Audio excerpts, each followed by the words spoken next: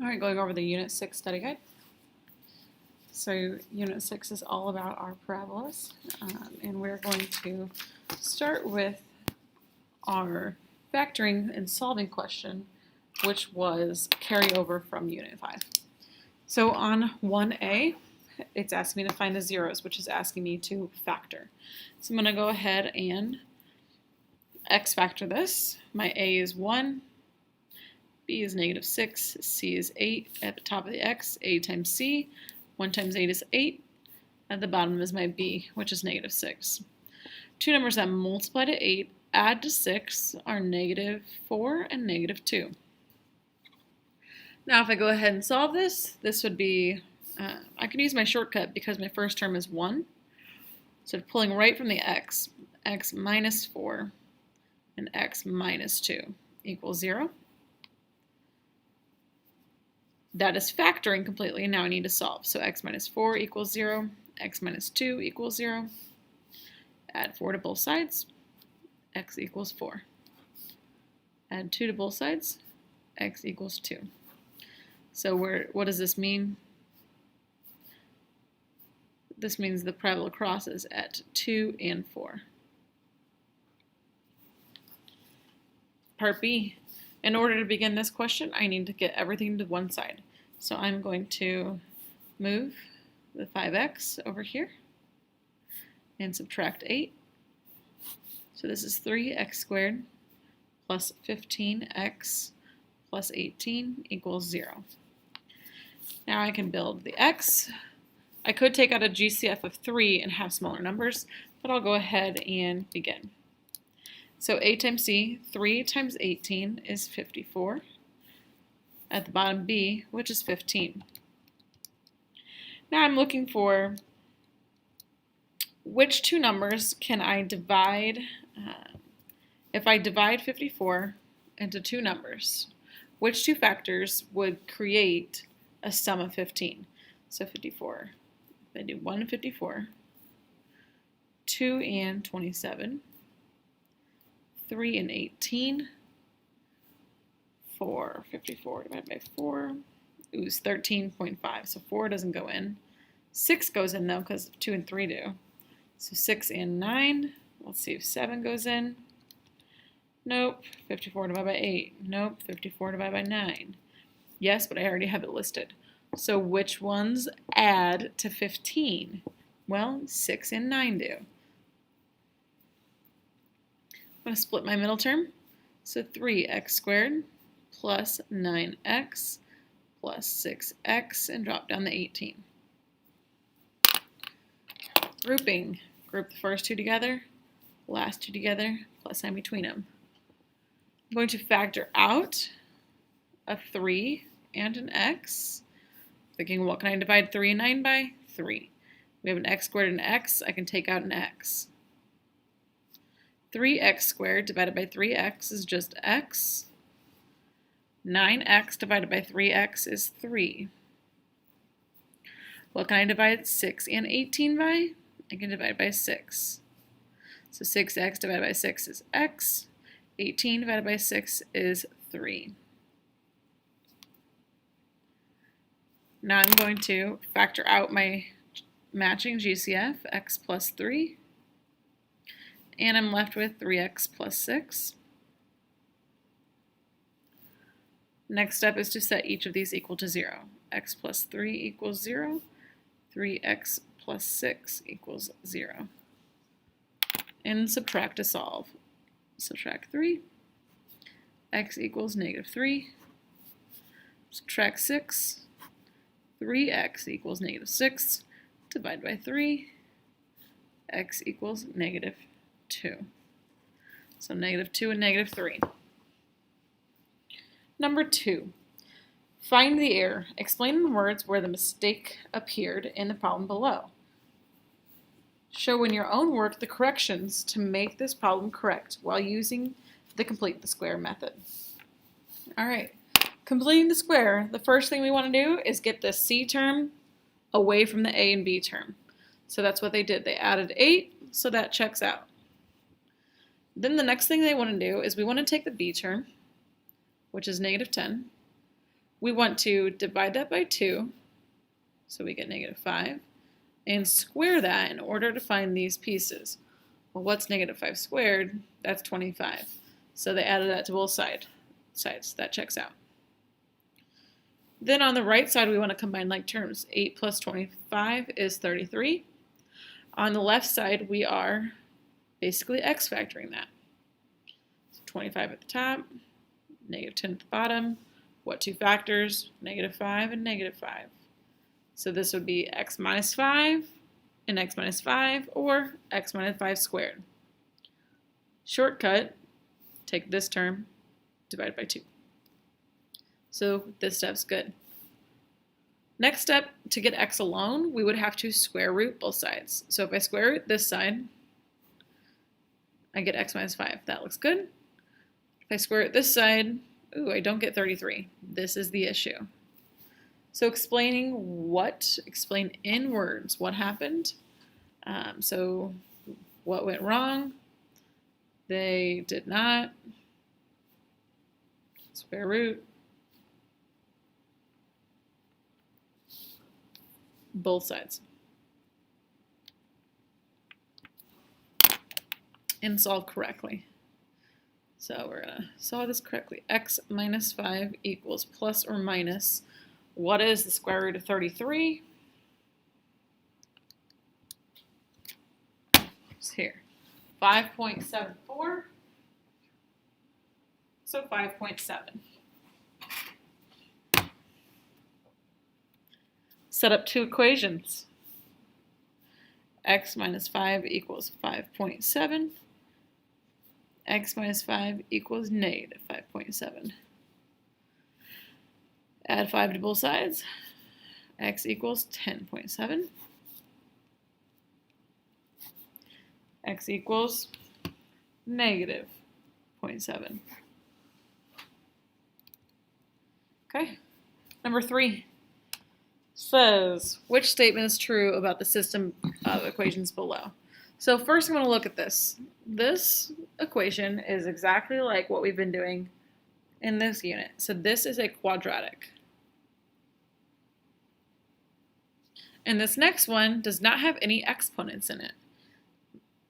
-3x minus 1, this is a linear equation. So this would be something that looks like this, and quadratic is something that looks like this. So we want to see which one of these are true, which statements here. So what I'm going to do, well, here first, the system consists of two linear equations, false. The system consists of a linear equation, or a linear function, and a quadratic function, true. The next is talking about solutions. What does that mean? It means where do those lines cross each other? So if I go in my calculator and I press y equals, I'm going to type in the first equation, x squared, so the x was next to the green button, squared was diagonal from the 7, minus 2x minus 4. Then arrow down, I'm going to put in my y2, I'm going to put the second equation, -3x minus 1. Make sure that's a negative and not a minus. Then let's press graph. So I have the U-shaped parabola, then I have the linear equation, and I can see it crosses one time here and one time here.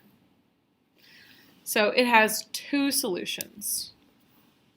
So the system has one solution, false. The system has two solutions, true. Now it says 1, -4 is a solution to the system. Let's see. Write 1 here, down 4 here. Ooh, I'm not quite sure. It could be pretty close to this. How can we be sure? We can check our table. Second graph. At 1, these would both say -4 if they intersected there. This one says -5, this one says -4. That means they do not share that. So false. They do cross twice, just not at 1, -4. Number 4. Explain in words what changes have occurred on the graph between the two equations listed below. So we're going to go ahead and describe these two equations. So let's look at them. I'm going to clear these out. Equation 1 is x squared plus 3. Airing down, equation 2 will be 3x squared minus 5. When I press graph, it will first graph the top one and then the second one. So this is my first equation and my second equation. Well, let's see, what do I notice? I notice that the first equation has a y-intercept of 3. The second equation has a y-intercept of negative 5.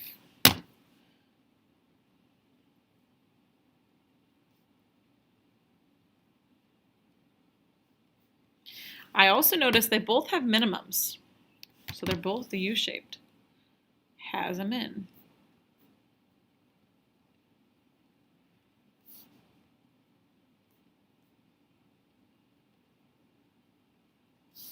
What else do I notice? I notice the second one is skinnier, or it's more narrow. And that's because the A is a whole number. So more narrow. Now we could probably compare different things such as intercepts, like the first one doesn't ever touch the x-axis. And the second one does. But we could kind of go on and on.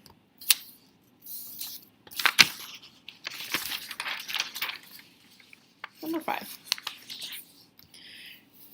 Use the functions f of x equals 4 to the power of x and g of x equals 4x squared on your graphing calculator to answer the following questions.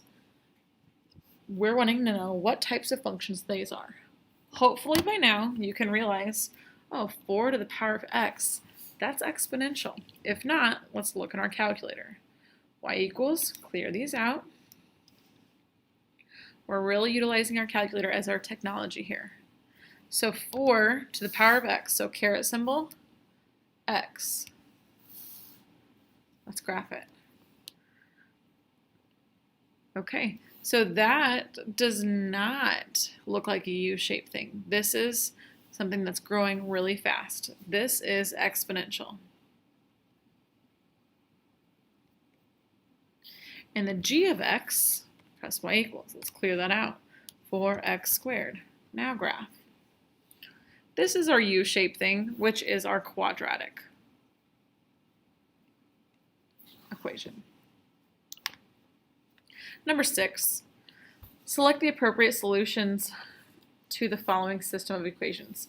So the solutions is where they're crossing each other, right here. So that's right to 5 up to 3. So 5, 3.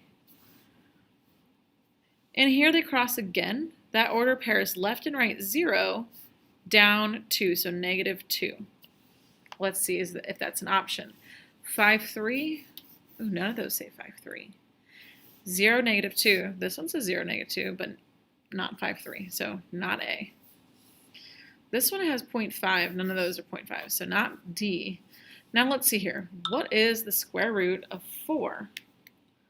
The square root of 4 is 2.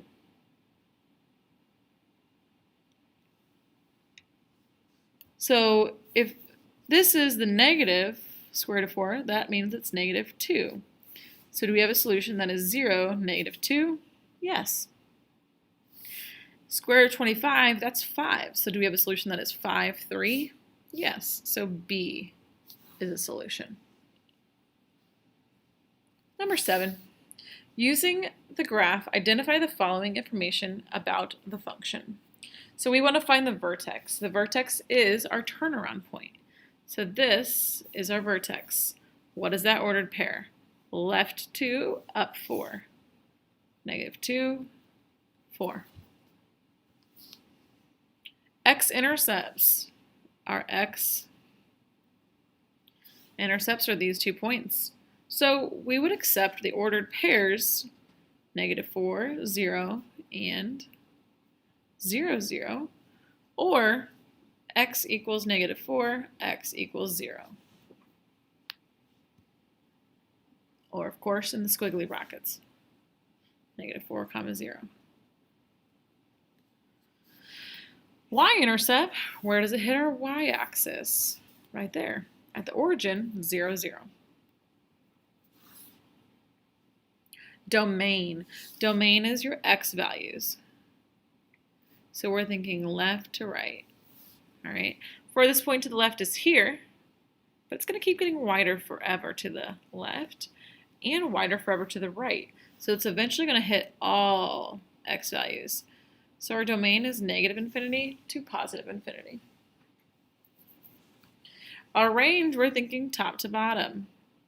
We're thinking our y values. So when I come in from the bottom, so we always go least to greatest, these arrows say it's going to go down forever. So negative infinity. And the highest point is here. Now we're talking about y, so what's that y value? 4. And we use a bracket because it's part of the shape. Increasing or decreasing. So if I were to put a little person on my graph here, and they're walking on this line, would they be going uphill or downhill? This person would be increasing, going uphill, climbing. When they started climbing, at negative infinity. When would they stop climbing? At the peak here, but what's the x value of that peak? Negative 2. And then after they're negative 2 along, they'll start going downhill again. Okay, so they're decreasing. Negative 2 all the way to infinity. And the last part is this a max or a min? This is the highest point, so this is a maximum. And what is that ordered pair? Negative 2, 4 again.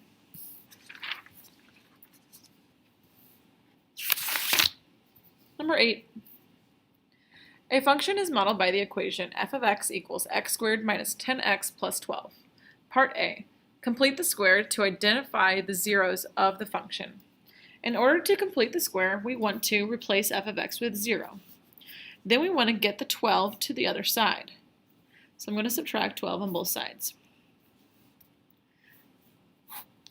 So I'm going to work over here. I have negative 12 equals x squared minus 10x. Now I need to rewrite this. X squared minus 10x plus something equals negative 12 plus something.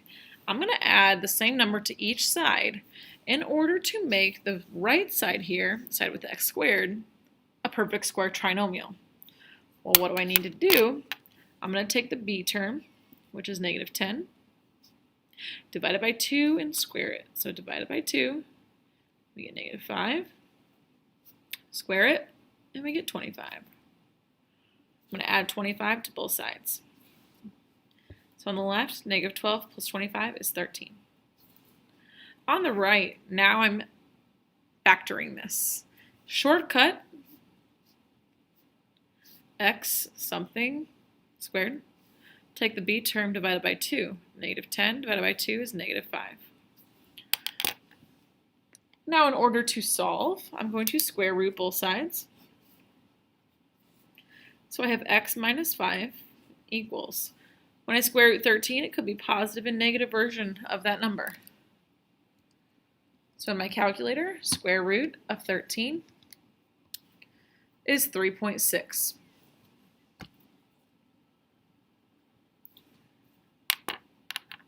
Now, creating two equations here.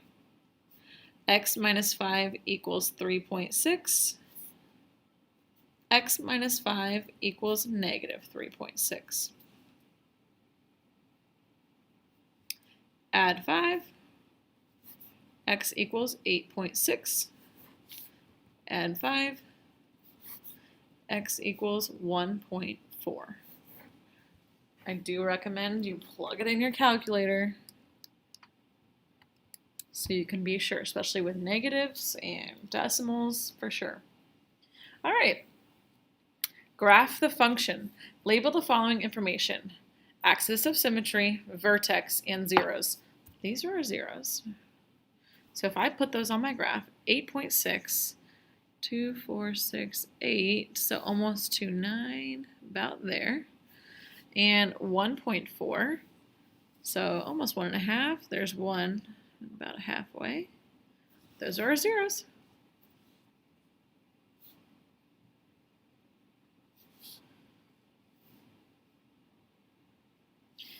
Okay, axis of symmetry. We're going to go back to the original equation. X squared minus 10x plus 12. Axis of symmetry is x equals opposite of b over 2a.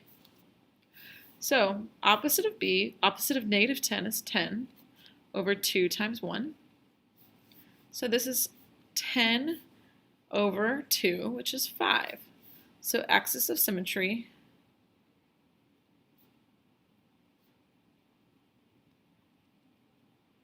is x equals 5. So 5 is here. And this is axis of symmetry. Vertex is my last piece here. So I'm going to plug 5 in for my x. That's how I find my vertex. My vertex is 5 something. So if I plug in 5, that's 5 squared minus 10 times 5 plus 12. So 25 minus 50 plus 12, that's negative 13.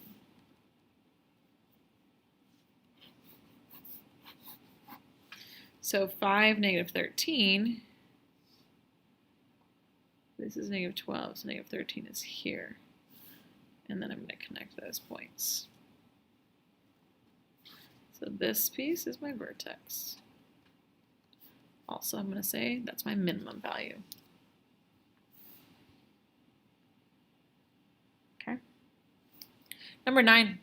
A rocket blasts off at a starting height of 0 feet and an upwards velocity of 512 feet per second. H equals negative 16t squared plus vt plus s is our formula for this.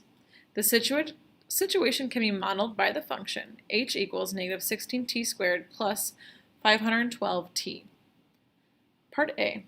At what time does the rocket land on the ground after blastoff? Well, what is the height of something on the ground? 0. So plug in 0 for h. So 0 equals negative 16t squared plus 512t. This is one where I don't have a c term. So all I'm going to do is factor out a GCF and solve then. So let's think. Can I divide by 16? Possibly. So 512 divided by 16. Ooh, perfect. So if I take, and I make this first term positive, if I divide out a negative 16, and I can also take out a t, this would become 1t, or just t. 512 divided by negative 16 is negative 32. T divided by t canceled. Then I'm going to set each equal to 0. Negative 16t equals 0. T minus 32 equals 0. Divide by negative 16. So t equals 0. That makes sense. Times 0 seconds, that's takeoff. Add 32. T equals 32 seconds. That is landing.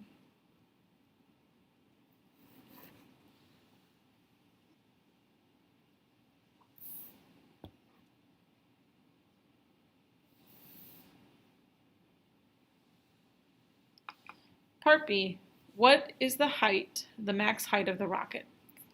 AKA, find the vertex. So vertex is, again, at negative b over 2a. That's the start. That's our axis of symmetry. We'll get the x, plug it in to find the y. So opposite of b. All right, our b was 512. Opposite of that is negative 512 over 2 times our a, negative 16. So this is negative 512 over negative 32, which is 16. So that's our x value of the vertex. What's our y? Well, if we plug in 16 in for t, we could find this. I'll show you another way. Another way is if I press y equals, clear that out, and I type this equation in, negative 16x squared, gotta use x, plus 512x, and then I look at my table, and I scroll down to when x is 16, I have the max height of 4,096. So this is my vertex. The max height is 4,096. What are we talking about? Feet? Yes, feet.